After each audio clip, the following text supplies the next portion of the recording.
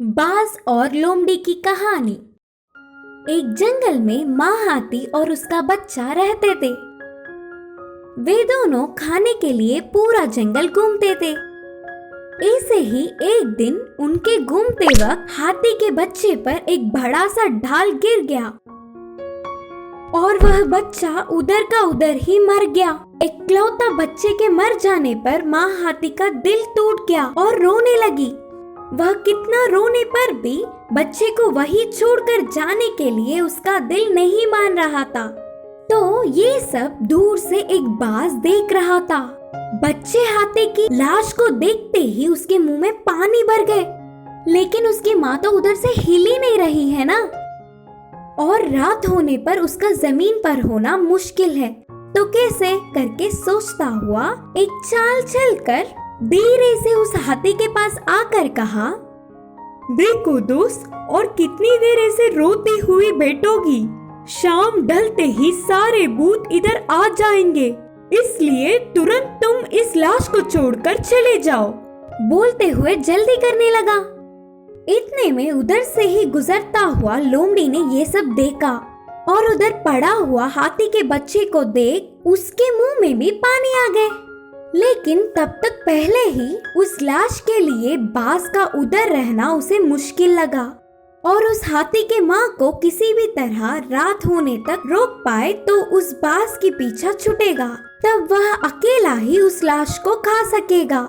सोचकर धीरे से उधर आया और कहा, ऐसे अपने बच्चों को छोड़कर जाने के लिए तुम्हारी मन कैसे मान रहा है दोस्त? कुछ देर रुक जाओ, कब क्या होगा ये कौन बता सकता है। ऐसे उस माँ हाथी को उधर से भेजने के लिए बाज और रोकने के लिए लोमड़ी प्रयास करने लगे। इतने में वन देवी उधर प्रकट हो गई। अपने बच्चे को दूर होने पर माँ हाथी की पीड़ा को देख अपने चमत्कार से हाथी के बच्चों में फिर से जान डाली। इससे माँ हाथी की खुशी का ठिकाना ही ना रहा।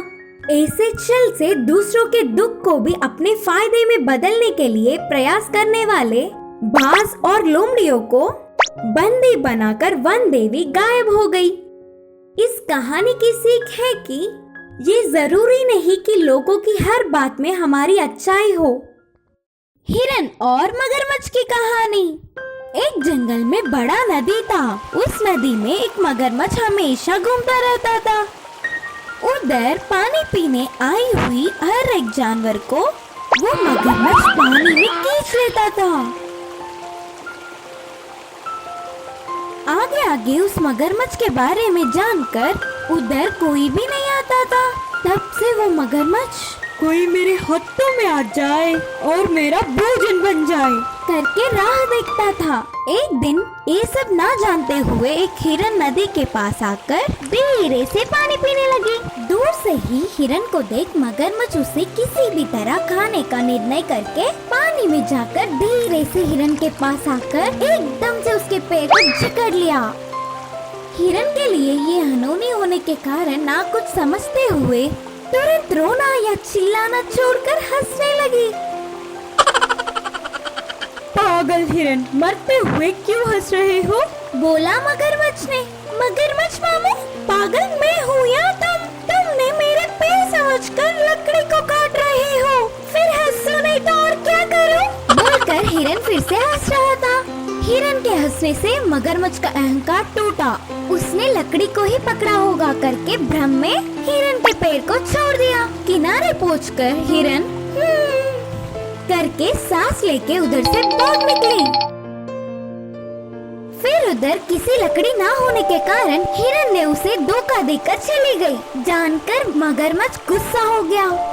ऊपर से अच्छा स्वादिष्ट आहार थोड़े में ही खोने से दुखी हुआ।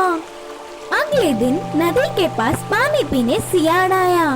तो वो सियाड़ और मगरमच्छ बहुत अच्छे दोस्त थे। उदास मगरमच्छ को देख सियाड़ ने ऐसे पूछा, क्या हुआ दोस्त? कुछ परेशानी में हो लगता है। हिरन ने उसे धोखा देकर कैसे भाग निकली, यह पूरी बात बोलकर मगरमच्छ रोने लगा।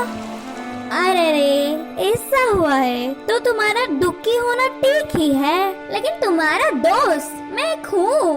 अरे भूल गया क्या? अबे जाकर उस हिरन को बहला फुसलाकर इधर ले आऊंगा, दावत मना लेना। बोल के हिरन आते समय मगरमच्छ करने का उसको कान में एक उपाय बोलकर चला गया सियार। अब एक जगह पर हिरन को सियार ने पकड़ लिया। हिरन मित्र, किसी चीज के लिए ढूंढ रही हो लगता है। अच्छा, हरा घास बहुत खा चुका, ऊपर से गर्मी के मौसम से प्यास सह नहीं पा रही हूँ, कहीं तो पानी का पूल दिखेगा करके ढूंढ रही हूँ। बड़े अच्छे हो तुम, हमारे पास में ही एक अच्छा नदी है ना? नाना, उस नदी में मगरमच्छ है। अच्छा सच? तो वो कल की बात है, अब वो मर गया। मैं सुबह ही नदी के पास गया, वह किनारे पड़ा था मर के, देखा और आराम से पानी पिया। तुम्हारा कहना मान नहीं पा रही हूँ, तो फिर चलो तुम्हारी आंखों से स्वयं तुम ही देख लो, तब पानी पी लेना। बोल के हिरन को उसके साथ ले गया सियार। हिरन ने दूर से देखा, सच में मगरमच्छ मरा पड़ा दिखा। दूसरी बार निर्धारित करने के लिए थोड़ी पास गई, उसमें हलचल ही नहीं था, फिर भी संदेह नहीं गया। हिरन ने उसकी बुद्धि का उपयोग कर कहा, अगर मगरमच्छ मरता तो उसके मुंह से उफ उफ करके आवाज निकलती है ना। हिरन को मनवाने के लिए मगरमच्छ उफ उफ उफ उफ उफ करके आवाज निकालने लगा। तुरंत हिरन दूर भाग के कहा कि रोको तुम्हारा नाटक, मरने वाला कोई भी जानवर आवाज करता है क्या? मेरे बातों को दूसरी बार मान गया। इस मगरमच्छ की नादानता को देख सच में हंसी आ रही है। इस बार भी मेरी बुद्धि से किसी भी तरह बच गई, अब से मुझे बहुत सतर्क रहना चाहिए। बोल के तुरंत उधर से भाग निकली। इससे मगरमच्छ सियार एक दूसरे को ही देखते रह गए। इस कहानी की सीख यह है कि उस हिरन की तरह हमें भी थोड़ी सी बुद्धि दिखाकर कितनी बड़ी मुसीबत से भी बाहर निकल सकते हैं। बात करने वाला हाथी। एक बार एक जंगल में एक हाथी रहा करता था। नदी किनारे वो हमेशा तपस्या करता रहता था। कुछ दिन बाद वो भी इंसानों की तरह ही बातें करने लगा। वो हमेशा जानवरों को अपने पास बुलाकर उनसे इंसानों की तरह बात करता था, लेकिन जानवरों को उसकी बातें समझ नहीं आती थी और वो वहाँ से उठकर चले जाते थे। हाथी को अगर कोई इंसान मिले तो वो उसे सारी बातें सुनाना चाहता था। वो जंगल के किनारे पर किसी का इंतजार करता हुआ बैठा रहता था। एक दिन सुबह सुबह वहाँ से एक आदमी जा रहा था। उसे देखकर हाथी कहने लगा, भाई जरा इधर तो आओ। आवाज तो सुनाई दे रही थी, पर कोई दिखाई नहीं देने के कारण वो आदमी परेशान होकर यहाँ वहाँ देखने लगा। कुछ देर बाद वो आगे चलने लगा। क्या बात है भाई, आवाज देने पर भी नहीं आ रहे हो? मेरे पास आओ, मैं तुम्हें एक बात बताता हूँ। हाथी को बात करते देख वो हैरान रह गया, फिर भी वो उसके करीब गया। उसे परेशान देखकर हाथी ने कहा, क्या बात है भाई, क्यों इतना परेशान हो? मुझसे कहो। मेरा नाम शिवा है, मैं जंगल के पास एक गांव में रहता हूँ। मेरा कोई भी नहीं है। मेरी एक सौतेली माँ है जिसने मुझ पर चोरी का झूठा इल्जाम लगाकर मुझे घर से निकाल दिया है। अब पता नहीं मेरा गुजारा कैसे होगा, इसलिए काम की तलाश में मैं शहर की ओर जा रहा हूँ। शिवा हाथी से अपने दुख बांट रहा था। उसकी बातें सुनकर हाथी ने जवाब दिया, तुम्हारे गांव के जमींदार का हीरों का कड़ा चोरी हो गया है, ये तुम्हें पता ही होगा ना? हाँ, गांव के लोगों को इस बारे में बात करते हुए सुना था मैंने।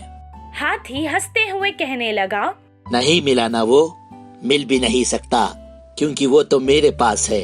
हाथी की बातों पर शिवा को हैरानी हुई। हैरान शिवा को देखकर हाथी कहने लगा, कुछ दिन पहले जमींदार के घर से एक कौवे ने हीरो के कड़े को खाना समझकर उसे अपनी चोंच में पकड़कर उसे चोरी कर लिया था। कुछ देर वो उस पेड़ की डाली पर रखकर अपने चोंच से मार मार कर खाने की कोशिश कर रहा था, लेकिन कुछ हाथ ना लगने पर वो उसे वहीं छोड़कर उड़ गया। हाथी शिवा को वो कड़ा दिखाने लगा और कहा, ये कड़े को तुम रख लो और इसे बेचकर अपनी मजबूरी दूर कर लो। तब शिवा ने कहा, नहीं नहीं, ये मेरा नहीं है। किसी और का माल लेना बहुत बड़ा पाप है। हो सके तो तुम इसे वापस जमींदार को दे दो। तब हाथी ने कहा, तुम्हारे जैसा अच्छा इंसान मैंने आज तक नहीं देखा। चलो हम दोनों मिलकर जमींदार को ये कड़ा वापस दे देते हैं। वहाँ से वो दोनों मिलकर कड़े को जमींदार को देने के लिए निकल गए। शिवा हाथी के ऊपर बैठकर गांव में आ रहा था। तभी उसे देखकर सब लोग हैरान रह गए। शिवा ने जमींदार से मिलकर उन्हें वो कड़ा वापस दे दिया। इतनी कीमती चीज वापस मिलने से वो बहुत खुश हुए और शिवा को बहुत सारे तोहफे इनाम में दिए। वो लेकर शिवा भी बहुत खुश हुआ और हाथी के इस